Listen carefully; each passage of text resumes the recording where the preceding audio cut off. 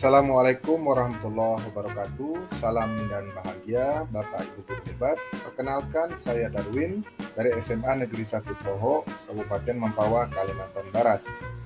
Di seri yang terakhir di Semangat Guru 2 ini, saya ingin berbagi informasi mengenai refleksi yang terakhir, yang kelima ya, yaitu tentang pembinaan dan komunikasi.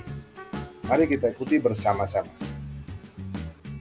Tujuan saya membuat video pembelajaran ini adalah pertama, ingin menyelesaikan tugas pelatihan seri Semangat Guru kedua pada portal Guru Belajar dan Berbagi di PKB. Kemudian saya ingin merefleksikan materi yang telah saya pelajari pada modul 5 ini, yaitu pembinaan dan komunikasi. Dan yang terakhir adalah saya ingin berbagi praktik kepada rekan-rekan sejawat. Pertanyaan-pertanyaan yang ada di dalam modul ini adalah sebagai berikut. Yang pertama, apa hal baru yang Anda pelajari tentang pembinaan dan komunikasi? Kedua, bagaimana lembar aksi 1 membantu Anda untuk melatih kemampuan pembinaan? Dan yang ketiga, apa tips Anda untuk para pengajar menerapkan pembinaan dan komunikasi? Nah, jawaban yang pertama adalah apa hal-hal baru yang saya pelajari tentang pembinaan dan komunikasi. Nah, yang saya pelajari adalah mengenai definisi dan tujuan coaching. Kemudian saya juga mempelajari tentang urutan langkah-langkah percakapan tentang coaching. Kemudian yang ketiga, saya mempelajari bagaimana komunikasi yang efektif untuk coaching yang berdampak. Dari pembelajaran ini diharapkan coaching dapat membantu guru mengembangkan potensi terbaik murid. Kemudian pentingnya memegang prinsip dasar dalam menjalankan tahapan coaching dengan benar dan komunikasi efektif untuk coaching yang berdampak. Coaching merupakan hubungan kemitraan antara coach dan individu yang disebut dengan coachee yang dijalin melalui proses kreatif untuk memaksimalkan potensi personal dan profesional seseorang. Sedangkan komunikasi merupakan kecakapan interpersonal yang fundamentalis. Keahlian coaching sangat berkaitan erat dengan kemampuan berkomunikasi seperti bertanya, menjawab, dan menjelaskan. Dalam konteks pendidikan, metode coaching melengkapi metode fasilitas untuk perubahan tingkah laku yang sudah ada lebih dahulu dipopulerkan, diperkenalkan kepada guru. Nah, kemudian coaching membantu siswa dan individu untuk berpikir dalam tingkatan yang lebih dalam dan lebih tinggi. Budaya coaching dalam institusi pendidikan akan membantu mengubah pola pikir guru dari menyuapi menjadi memberdayakan siswa untuk menjadi individu pembelajar mandiri. Selanjutnya, bagaimana proses coaching itu terjadi? Proses coaching terjadi akibat adanya hubungan kemitraan yang bernuansa akrab dengan intensi memberdayakan. Kemudian adanya pertanyaan-pertanyaan yang terstruktur yang memprovokasi daya imajinasi dan kreasi individu atau si coachee. Kemudian menemukan satu potensi atau sumber daya dari dalam coachee dan menemukan solusi terkait isu yang dialami. Tujuan coaching adalah untuk membahas satu topik untuk perbaikan atau pengembangan diri yang diakhiri dengan penyusunan rencana dalam menjangka waktu tertentu.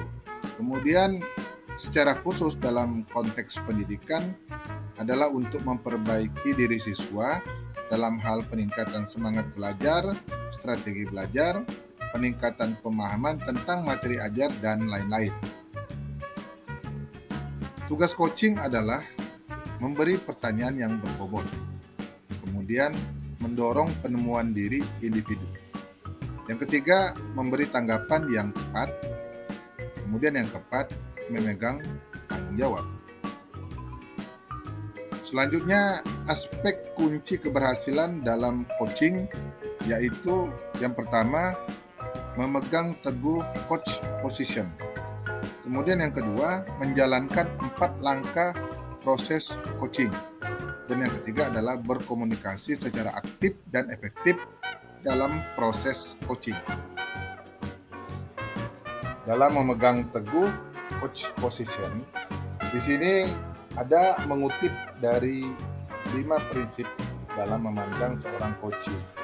Nah, seorang coach harus menyadari bahwa setiap orang itu pada hakikatnya baik. Kemudian selalu ada perbaikan atau perubahan menjadi lebih baik. Kemudian setiap orang itu mempunyai niat yang baik. Dan setiap orang mengambil keputusan terbaik. Dan yang terakhir adalah setiap orang mempunyai sumber daya atau potensi. Nah, dalam percakapan dengan coach ada alur percakapan yang harus dilewati secara terstruktur dan berurutan yang dikatakan dengan istilah GROW, yaitu goal, reality, option, dan will.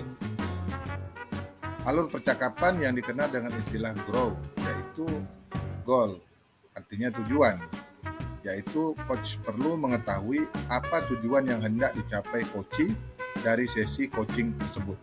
Kemudian reality, yaitu identifikasi, proses menggali semua hal yang terjadi pada diri coach. Kemudian option, yaitu rencana aksi, di mana coach memantau coach dalam memilih dan memilah hasil pemikiran selama sesi percakapan yang dinantikan akan dijadikan sebagai rencana aksi. Dan yang terakhir adalah will, yaitu tanggung jawab atau komitmen, yaitu komitmen coach dalam membuat sebuah rencana aksi dan menjalankannya. Selanjutnya pertanyaan yang kedua adalah bagaimana lembar aksi 1 membantu Anda untuk melatih kemampuan pembinaan. Nah, di sini yang dipelajari adalah menerapkan coaching GROW, kemudian merancang rencana aksi perbaikan diri menjadi guru inovatif. Lalu merancang rencana aksi perbaikan diri menjadi siswa berprestasi. Itu semua kami lakukan di dalam lembar aksi nyata, lembar aksi yang kami isi dengan berdasarkan pengalaman refleksi kami di dalam melaksanakan kegiatan coaching. Di dalam lembar aksi tersebut ada contoh kasus yang harus kami pelajari, yaitu sebagai guru inovatif dan sebagai siswa berprestasi. Sebagai guru inovatif, maka guru itu harus menginginkan bagaimana menjadi seorang guru yang inovatif dan bagaimana cara memperbaikinya.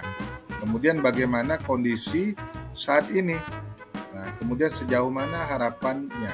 Kemudian option, apa saja yang dapat mendukung tercapaian tujuan tersebut. Apa-apa saja yang dapat dia lakukan. Lalu will, bagaimana dia berkomitmen dan membuat solusi yang berdampak pada hasil. Kemudian pada siswa dikatakan bahwa di situ bagaimana siswa berprestasi, apa yang harus ditingkatkan. Kemudian bagaimana kondisi saat ini siswa yang tersebut. Apakah sudah sesuai dengan rencana dia, sesuai dengan keinginan dia, atau belum. Kemudian bagaimana tentang cara dia memudahkan mencapai tujuan tersebut. Apa saja yang dia lakukan. Kemudian apa yang mendorong untuk menjadi siswa yang berprestasi. Komitmennya sejauh mana dan apa yang akan dilakukan. Ini semua kita pelajari di dalam lembar aksi 1 dan aksi 2 sehingga kita bisa menerapkan coaching di dalam pendidikan secara komunikatif. Dan pertanyaan yang terakhir adalah, apa tips Anda untuk para pengajar menerapkan pembinaan dan komunikasi? Nah, di sini yang harus kita lakukan adalah berlatih dengan rekan kerja. Kemudian buat catatan-catatan coaching yang rapi. Lalu apalagi? Asah empati kita untuk membangun keakraban. Kemudian yang keempat, asah konsentrasi untuk menangkap garis besar secara rinci. Ciptakan lingkungan yang sehat, yang enak, yang nyaman, tidak ada gangguan dari manapun ketika kita melakukan percakapan dengan coaching. Dan yang terakhir, lakukan dengan intensi dan niat yang baik. Di akhir pemaparan ini, saya ingin mengajak Bapak Ibu guru yang hebat Mari kita mengikuti BIMTEK Mandiri melalui program Semangat Guru 2 ini dengan aktif membuka portal SIM PKB dan masuk ke portal Guru Belajar dan Berbagi. Temukan alur belajar yang kondusif dan atur jadwal pembelajaran dengan sebaik-baiknya. Nah, Bapak Ibu guru hebat, demikian paparan dari saya. Semoga bermanfaat. Jangan lupa subscribe, like, dan komen agar channel ini terus berkembang. Terima kasih, sampai jumpa di lain kesempatan. Wassalamualaikum warahmatullahi wabarakatuh.